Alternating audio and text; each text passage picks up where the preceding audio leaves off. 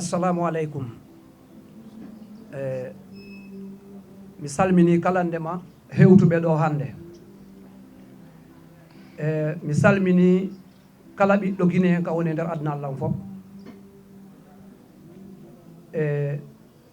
Haray tumbodiral ngal ɗo hannde ko weltanagol kala ndema heɓuɓe feere argol ɗo e heɓali feere argol ɗo, andintina on ko tumbidiri en ɗo hannde ko fii yewtugol fii ka leydi men, fii ko kafuɗen kon, fii ko hawtuɗen kon, fii no yaare yeeso e fii no leydi men ndi yaara yeeso e inde cercle des amis de Ousmane Gawal.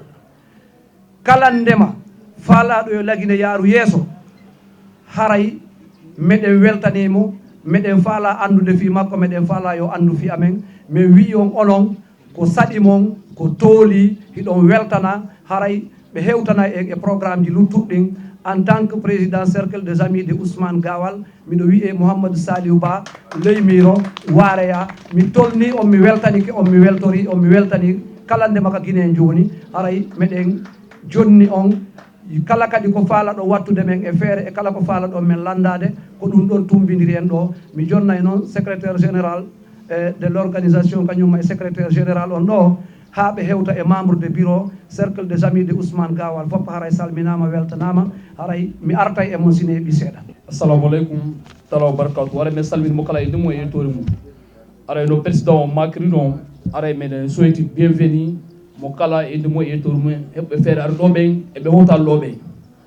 donc haray sans plus tarder aray mi présenté on liste des présences des membres wonɓe ɗo ɓen eɓe ala ɗo ɓen et sympathisant men fof haray mo kala e ndemo yettore mum haray ko addi ko men salmini on. Merci. Donc, avant de commencer, je vais d'abord nommer Monsieur le Président, M. Mamadou Saliou Ba, président du CERAC, Cercle des Amis de Ousmane Gawal, Sénégal. Ensuite, M. Amadou Bano Diallo, le coordinateur qui n'est pas là, mais il est là avec nous. Ensuite, nous avons M. Mamadou Aliouba, le secrétaire général, c'est moi en personne. M. Amirou Diallo, chargé de l'organisation. M. Tiernon Bari Sougé. M. Serif Touré, chargé de sécurité. M. Suleiman Diallo, chargé d'implantation. M. Petit Yero, chargé d'implantation.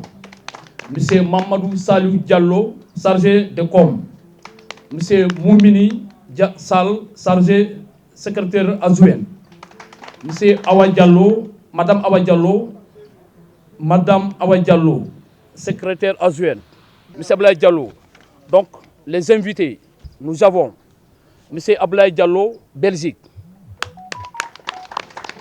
Nous avons Jenab Diallo, Espagne. Nous avons Ablaye Baldé. Nous avons Alassane Hassanatou Ba. Nous avons Abdourahmane Ba. Nous avons Alim Sougé. Bon, ceci étant dit, nous allons passer directement vous présenter une sorte de synthèse par rapport à la vision à laquelle nous sommes tous attachés. Bonsoir, chers tous. Les militants et militantes, sympathisants, nous sommes très heureux de votre présence massive. C'est la preuve que vous êtes fortement attachés aux idéaux, à la vision de ce mouvement politique appelé le Cercle des Amis d'Ousmane Gawal. Avant d'ouvrir ce point de presse, nous demandons à tous de se lever pour saluer la mémoire des personnes décédées suite à la bousculade survenue au stade de Gérokouré. Une minute de silence.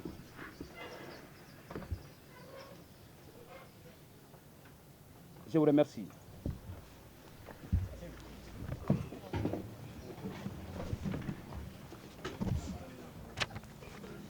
Et comme on le dit souvent, tous les jours s'assemblent mais ne se ressemblent pas.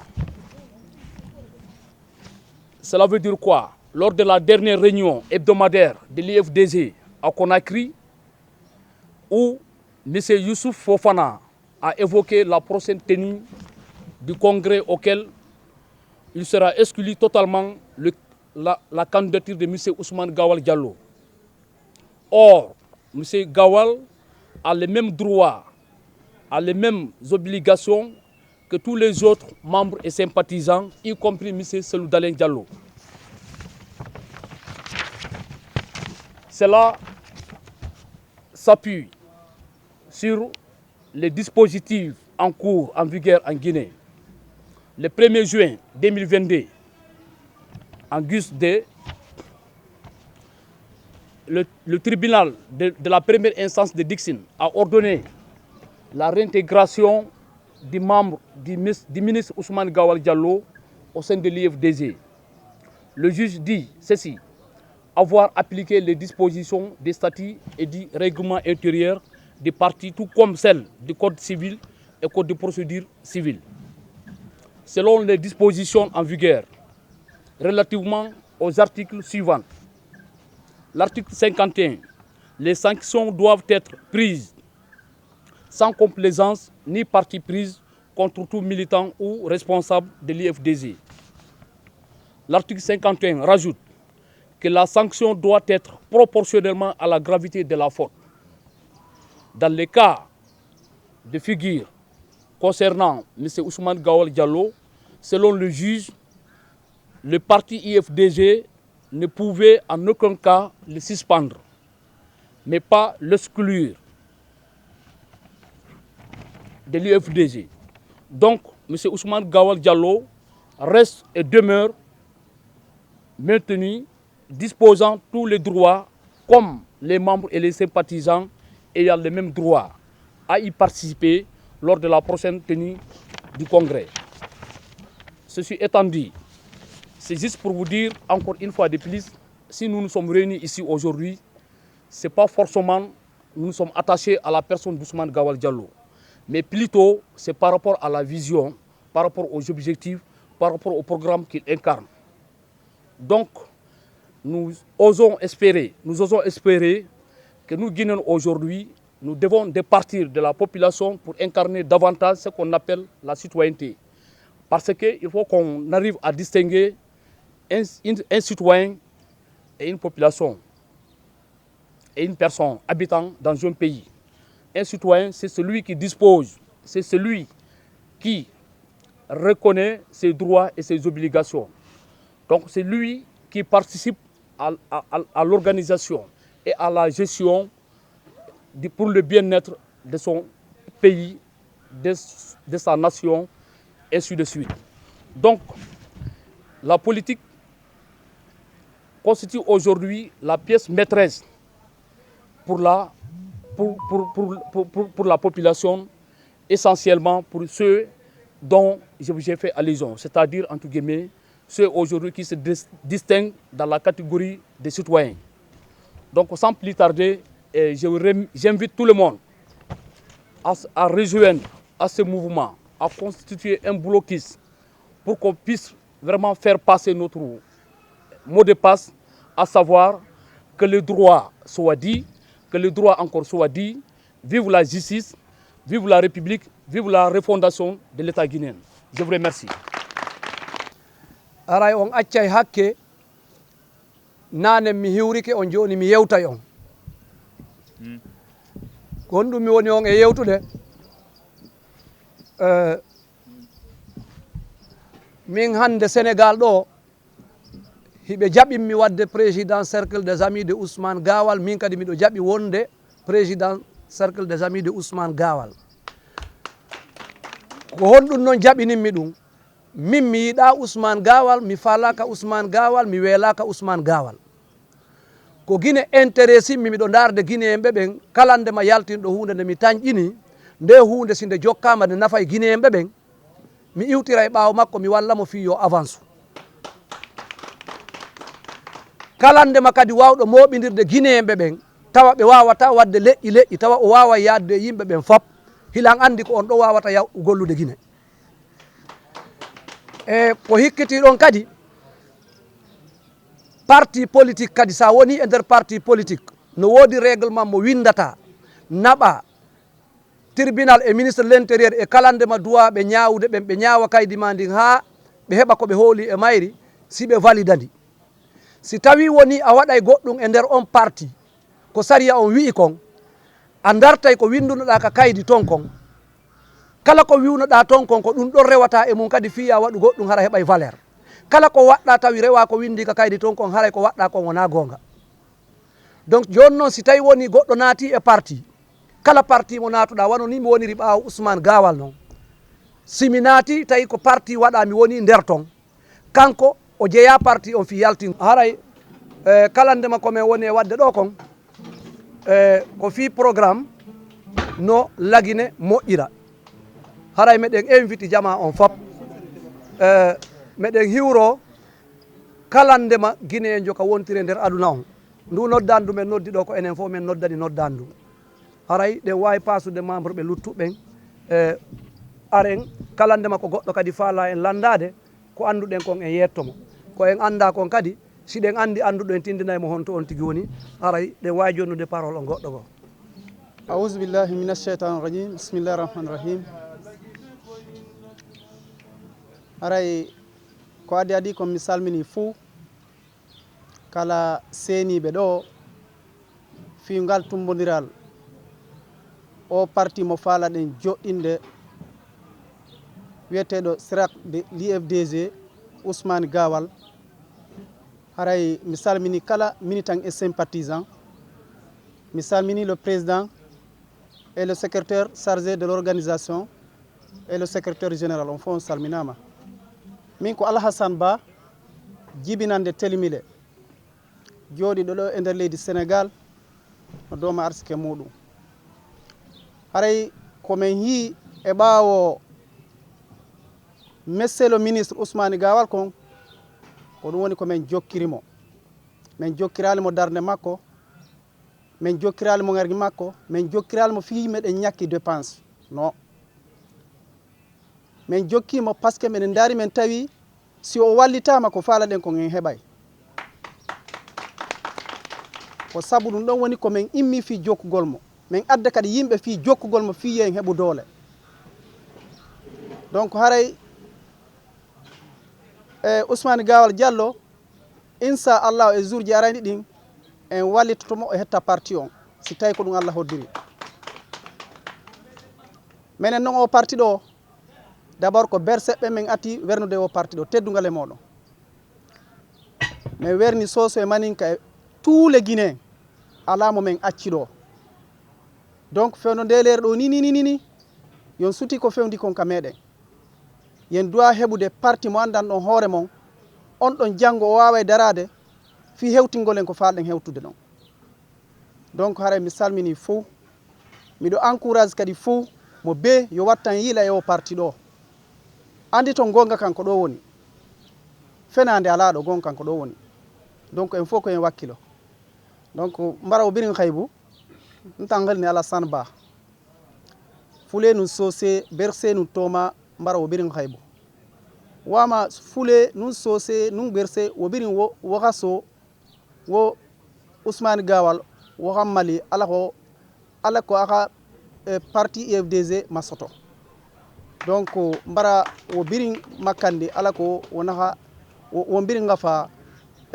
Ousmane Gawal aka parti ma assalamu aleykum wa rahmatullah en yetti Allah subhanahu wa taala hokkude en tawtorede oɗo heure tawi en fof hiɗen e jaam